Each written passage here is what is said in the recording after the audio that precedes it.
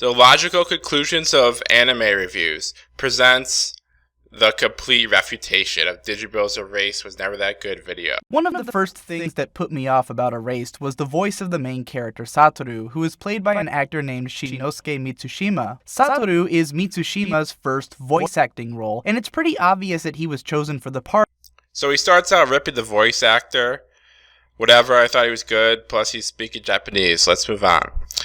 Erased does not seem to assume much on the part of the viewer's intelligence. Not to say that it necessarily thinks you're stupid, but it definitely wants to make sure that as many people as possible will get the point of what's going on, and therefore overexerts itself with making everything as overt as possible. Next thing he mentions is the show being too overt.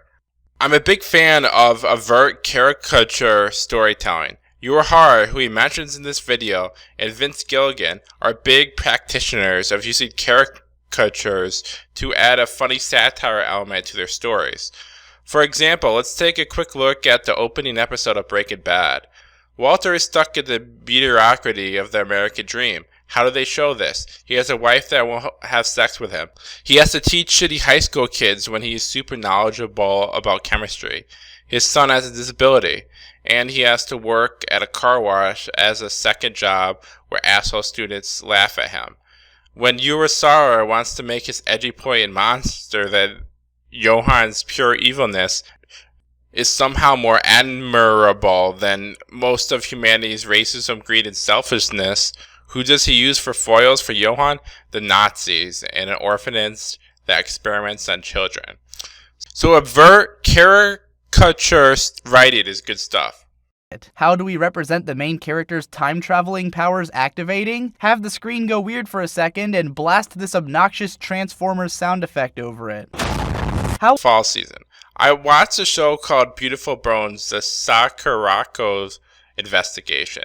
In the show, the Sherlock-like detective has a whole Yu-Gi-Oh! Transformation scene.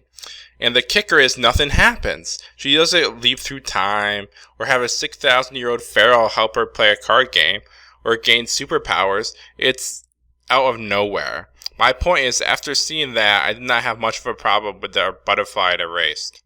Will the viewer be able to distinguish the parts that are in the past from the parts that are in the present? Letterbox all the scenes from the past. It'll look cool and cinematic that way anyways. So he rips the letterbox scenes. Everyone likes the letterbox scenes. There's no visual atmosphere of the past. It's like ripping the Ghost in the Shell movie for having a bad-looking city, or Fate Stay Night Unlimited Blade Works for having a bad-looking school, or that one Berserk fight for being cool. How do we codify the various themes of violence running through the show? Make sure that everything related to violence is spot-colored red, the universal representation of violence. Cool. I did not find the red thing that amazing either. How can we clue the audience in to who the villain is going to be so that they can feel smart for figuring it out before the big reveal? Make him blatantly creepy and hide his face in the shadows every single time he comes on screen. Villain was a bit too obvious, agree. One thing that is funny about it is they made the villain so damn obvious that a lot of people that were genre savvy did not think he was the villain because they thought they were just getting red herring to death. So in a strange way, the writer could say, if my villain was so damn obvious, how come all of you guys were wrong? Point is of loading a show with symbolism if none of that symbolism is going to be remotely subtle. I don't see why all symbolism should be cryptic enough that only literature PhDs can decipher it. Erased doesn't do anything with its themes of abuse. The anime is dedicated, a bit to its detriment, to Satoru's quest to get Kaio saved from getting her ass whipped by her mom. The two lessons are rather obvious. If you see someone getting abused, do what you can. Satoru's friendship with Kaio makes Kaio happier. The second lesson is get help. Satoru was not able to save Kaio in the first revival, but in the second revival, with the help of Kenya, his mom, Yashiro, and social services, he is able to save Kaio from her mom. The lesson, of course, the power of getting a group activated. A group can do more than just one person. In episode 5, Sachiko gives the speech where she tells Satoru, there is only so much you can do alone, overtly foreshadowing the second arc. So the show does do a lot with its themes of abuse. If you see someone who gets abused, don't ignore it, and try to get your friends to help your cause.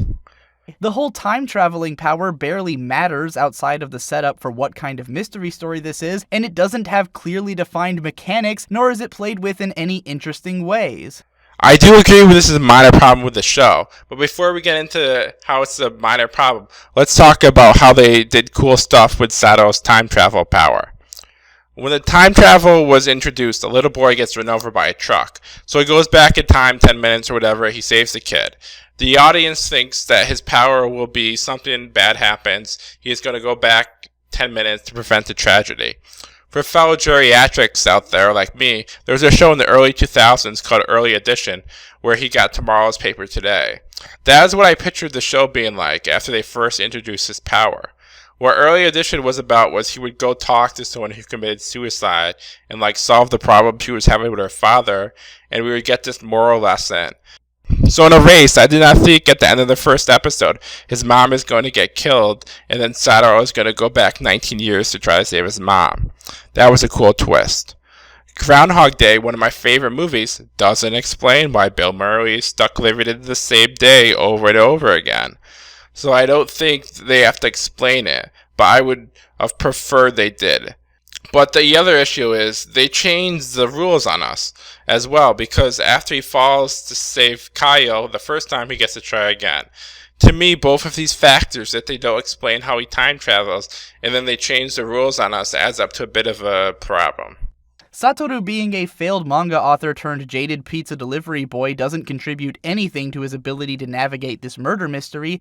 Is Digi's point here, he wants a scene where they need to navigate an obscure part of town in a car, and he could do it because he's a pizza delivery driver. Or they need to carry a thin rectangular shaped box, and Satoru's the only one who can do it because he's a pizza delivery driver.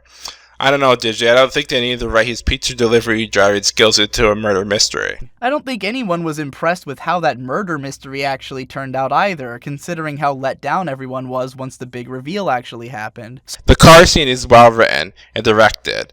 The episode has some cool moments, like when Satoru and Yashiro are first in the car together, and the sound design is really quiet, and you're watching not like this, not like this. The problem I had with episode 10 is they only apply very briefly in one of the 30-second exposition things they have once an episode that Yuki's dad is Satoru's lead suspect.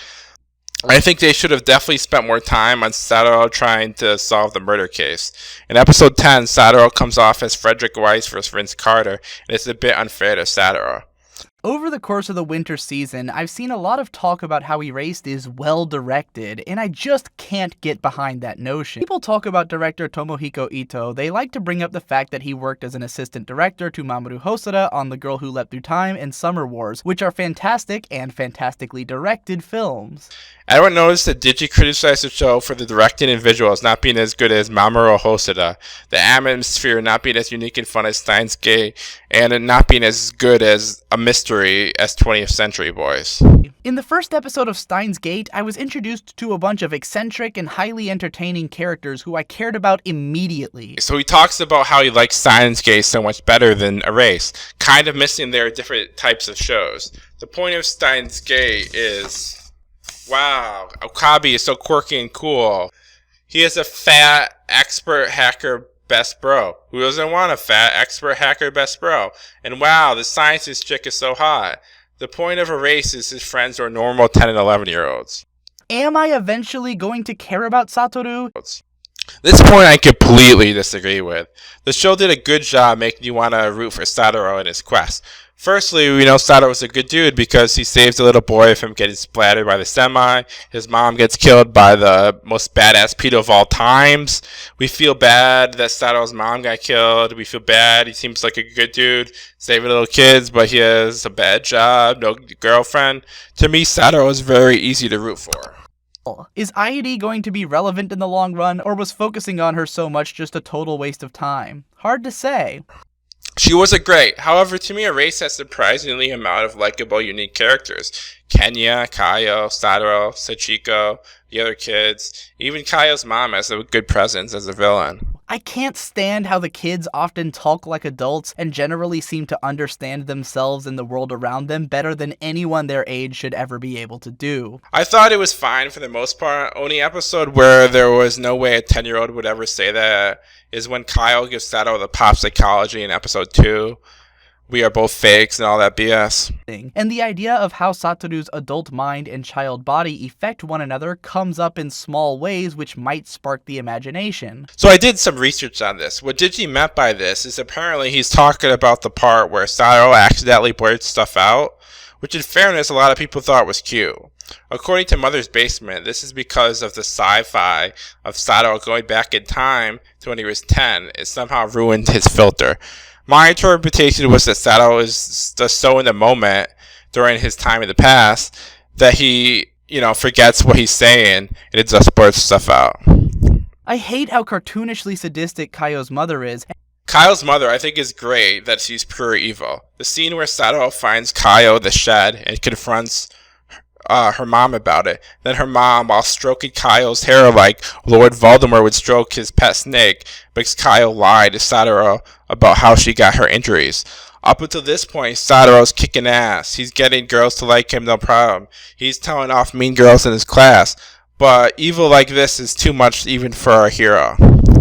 Around the time that Satoru first returned to the present, I felt like all of the dramatic tension completely melted away, with the scenario growing more and more difficult to believe. The second half of the episode 5 is probably the worst part of the show. Maybe things just happen too fast. It was little more than be a cute lolly whom the supposedly 29-year-old main character keeps hinting at falling for makes me feel like this isn't all that different from your typical dumbass anime series. It's just...